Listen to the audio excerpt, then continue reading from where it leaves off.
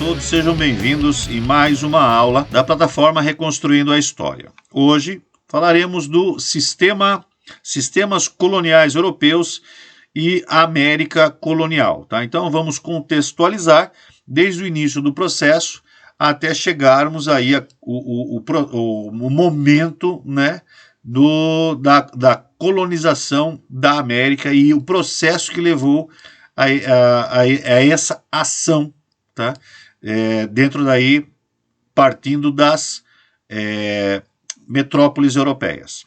Tá bom? Vamos então para o primeiro slide. Europa e a colonização da América. O processo europeu de conquista e de integração da América ao seu domínio ocorreu no período das monarquias modernas.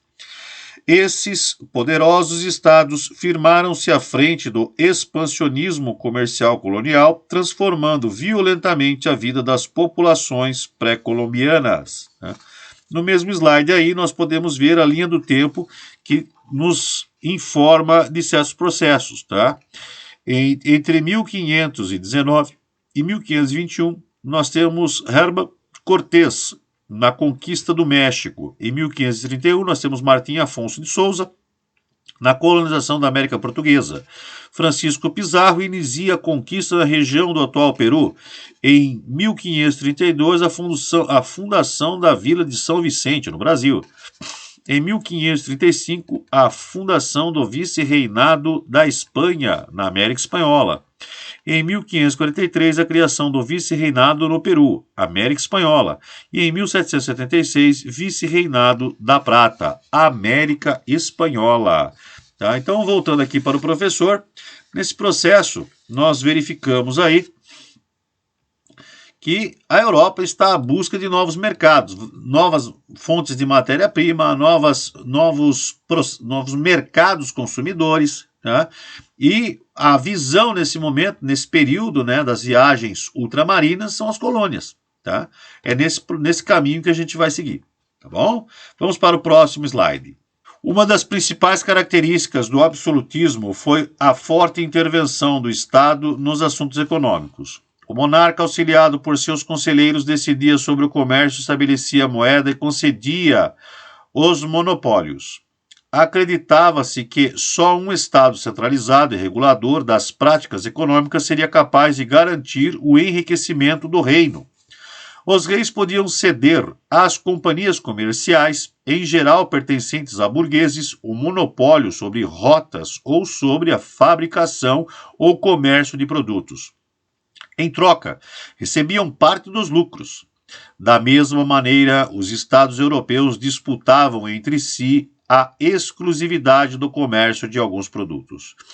Para certos grupos, as vantagens do sistema eram muitas. A coroa ganhava ao vender os títulos de monopólio às companhias e estas lucravam com o direito de explorar sozinhas alguns artigos, o que lhes permitia impor os preços que quisessem. Já os consumidores saíam perdendo. Muitos produtos essenciais tornaram-se caros e isso dificultava a vida dos mais pobres. Voltando aqui para mim, então o monopólio nada mais é do que isso, né? Eu tenho o poder de comercializar determinado produto e eu coloco nesse produto o preço que eu quiser, tá? Não tenho concorrência. Tá? É assim que funciona. Então, e assim, esses burgueses enriqueceram, né? E a coroa, em contrapartida, se enriquece do mesmo jeito, porque ela forneceu o monopólio desse segmento. Tá bom? Vamos aí para o nosso próximo slide. Atuações mercantilistas. Para acumular o máximo de riqueza, geralmente na forma de metais preciosos, os estados modernos europeus adotavam uma diversidade de estratégias. Conheça alguma delas. Pois bem, a primeira aí é a balança comercial. No comércio internacional, buscava-se vender mais do que comprar para obter saldo favorável, ou superávit. Para entender melhor o que significa essa expressão, preste atenção aí na ilustração aí. Nós temos aí a balança comercial, né, que demonstra, né, quanto mais você compra, quanto mais você vende e menos você compra, né, mais poder financeiro você vai ter, ok? Essa é a base aí do mercantilismo. Vamos para o próximo slide. Metalismo. O antigo regime, no antigo regime, o principal indicador de riqueza de um estado era a quantidade acumulada de metais preciosos, que funcionava como uma reserva econômica. Em geral, todas as atividades econômicas praticadas pelos reinos da Europa nesse período visavam obter riqueza na forma de ouro e prata. Então, essa era uma forma dos países europeus enriquecer, né, se tornar potências europeias. O outro item é o protecionismo. Os estados cobravam taxas e tarifas na entrada de produtos importados, tornando-os mais caros que os artigos nacionais similares.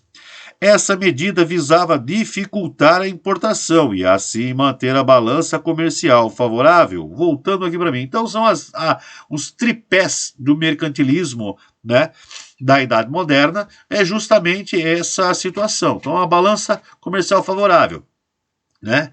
Eu compro menos e vendo mais. Opa, né? Olha lá, ó, eu estou aqui acumulando riqueza, né? Muito bem. O metalismo, né? Quanto mais metais preciosos eu tiver acumulado, mais rico é minha nação. Então vamos atrás de metais preciosos. O processo é esse, tá? Com isso eu me torno uma potência europeia. E o protecionismo, né? Ah, você vai vender aqui no meu país? Beleza, vou taxar você em 100%. Meus produtos similares vão ficar muito mais baratos. Eu vou vender muito mais internamente do que adquirir coisas importadas para vender aqui dentro. Pronto, ponto final. Tá? Esses são os tripés do mercantilismo do início da Idade Moderna, do período da Idade Moderna. Tá bom? Então vamos lá para o nosso próximo slide. Vamos dar continuidade no detalhamento desse processo. O intervencionismo do Estado, baseado em tais concepções, e as medidas econômicas adotadas pelos grandes governantes europeus para obter riqueza ficaram conhecidos mais tarde como mercantilismo, como vimos anteriormente. As medidas mercantilistas variaram ao longo do tempo e de local para local, de acordo com as condições particulares. Na Espanha, predominou o metalismo, estimulado pela exploração de metais preciosos nas colônias da América. Então, voltando aqui para mim, tá? Então, existe diferenças básicas, tá? Mas sempre seguindo para o mesmo caminho. A Espanha, o que ela fez? Ela encontrou um continente novo, zerado, né? Vou lá buscar riqueza, encontrou jazidas, né, e minas de ouro e foi subtraindo esse metal, trazendo para a metrópole espanhola e se tornando uma grande potência, né, europeia desse período. Tá? Vamos ver agora na França como que acontece essa situação. Vamos lá, próximo slide. Na França, a ênfase foi para o fortalecimento da manufatura interna e o aumento da oferta de produtos, tanto para o consumo da produção como tanto para o consumo da população como para o comércio externo. Essa política ficou conhecida como Colbertismo, por ter sido sustentada por Jean-Baptiste Colbert, ministro da corte de Luís XIV. Já na Inglaterra, vamos ver agora na Inglaterra. Já na Inglaterra, a Inglaterra incentivou o comércio de seus produtos por meio do desenvolvimento da marinha mercante e do protecionismo, ou seja, taxar os produtos importados para a Inglaterra. A coroa britânica estabeleceu a coroa britânica estabeleceu impostos altos sobre as mercadorias estrangeiras e chegou a proibir o desembarque de artigos similares ou aos fabricados em solo inglês. Apenas quando algo produzido fora da ilha fosse extremamente necessário, mas de difícil obtenção no reino, as taxas eram reduzidas para tornar o produto mais acessível. Voltando aqui para mim, então, cada país tem o seu processo para poder acumular riqueza e se tornar uma grande potência, né? No caso da Espanha, foi buscar ouro na colônia. No caso de Portugal, também foi a mesma coisa, tanto que Espanha e Portugal se tornaram as grandes superpotências da época, né? Acumularam grande riqueza e metais preciosos e se tornaram as grandes superpotências da Idade Moderna. França escolheu a produção, né, e estabeleceu esse processo de abastecer o mercado interno com sua produção interna, e a Inglaterra algo parecido, só que com um comércio marítimo muito intenso, tá bom? Vamos então para o próximo slide. Colonização da América e mercantilismo. A partir da expansão marítima iniciada no século XV, os estados europeus procuraram ampliar suas atividades mercantis por meio da exploração dos domínios ultramarinos. No continente americano, estabeleceram colônias que desempenharam importante papel na política mercantilista. As colônias forneciam matéria-prima para a fabricação de produtos manufaturados na Europa e metais preciosos para cunhar moedas, principal fonte de riqueza no mercantilismo. Também consumiam os produtos manufaturados europeus, já que não podiam fabricar produtos semelhantes. O comércio manufaturado na colônia era monopólio de algumas companhias europeias, ok? A exploração econômica das colônias por parte dos monarcas europeus ficou conhecida como política colonialista. Ela subordinou a América e a África ao sistema econômico das metrópoles. Essa relação foi conhecida por Pacto Colonial.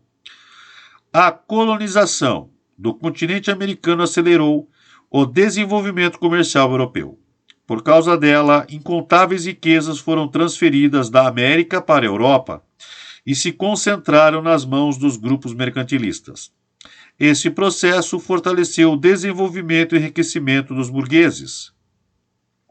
Voltando aqui para mim, então essa era a ideia, né? Eu preciso de riqueza, de onde eu vou tirar? Vou tirar das colônias que eu conquistei nesse processo das grandes navegações. Tá? Então, o continente americano e o continente africano foram praticamente devastados nesse período para poder enriquecer as nações europeias. Tá bom? Vamos aí para o próximo slide, vamos ver um mapa que mostra para a gente algumas rotas importantes, ok? Vamos lá. Próximo slide.